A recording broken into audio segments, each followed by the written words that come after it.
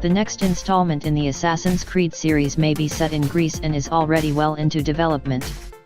It would be coming to the PS4, Xbox One, and PC, leaving the Nintendo Switch out of the mix.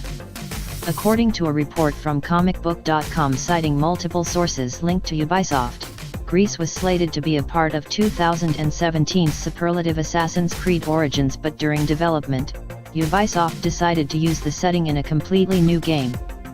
The report also claims that this Assassin's Creed game is slated for a 2019 launch and has been in full production since 2017. However, the time period in which the game takes place in is unknown at the moment. That being said, we won't be surprised if the timeline takes place around or after the events of Assassin's Creed Origins. Particularly since Assassin's Creed Origins protagonist Bayek's wife, Aya, is of Greco-Egyptian descent and ended up playing a surprisingly pivotal role in that game as well as the franchise's overall lore. For what it's worth, Assassin's Creed Origins was a welcome return to form. Revamped combat, a fantastic representation of ancient Egypt, and a world crammed with things to do, Assassin's Creed Origins was a return to form of the franchise that has us optimistic on what to expect next.